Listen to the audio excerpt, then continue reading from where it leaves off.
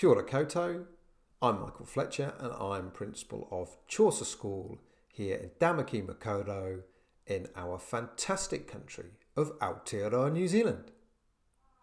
Here are 3 tips for PB, 3 tips for principles breaking.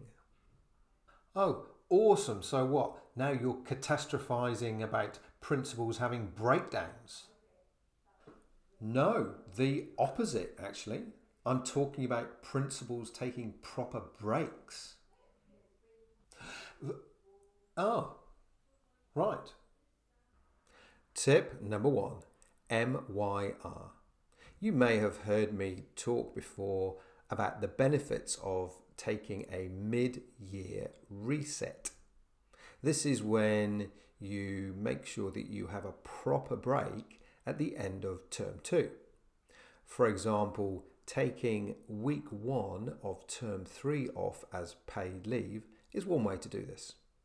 In the past, I've negotiated this with my board, and I can absolutely guarantee you that it is a fantastic way of filling your tank at a key time in the year.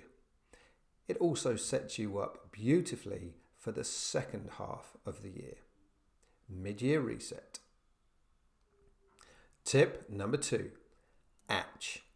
Do you have an ATCH, an all-consuming hobby? Something that you do outside of school that when you're doing it means that school thoughts do not permeate into your consciousness. It might be a sport, it might be cooking, it might be spending time with your grandchild. For me, it's improv. It doesn't matter what it is. What matters is that you have something and that something is all-consuming. Have an ATCH. Tip number 3, conferences. You might have some of your professional leadership development and wellbeing money left, or you might have some money sitting in a PLD budget. Either way, there are plenty of conference options available, both here within Aotearoa, New Zealand and overseas. Conferences provide a great opportunity for you to take a break and for you to take on some new learning. One way of maximising the experience is to tag on some time before or after the conference. I'm doing this in August.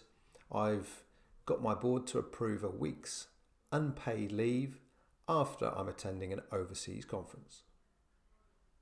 If you want some help with planning a mid-year reset or taking breaks in general, get in touch.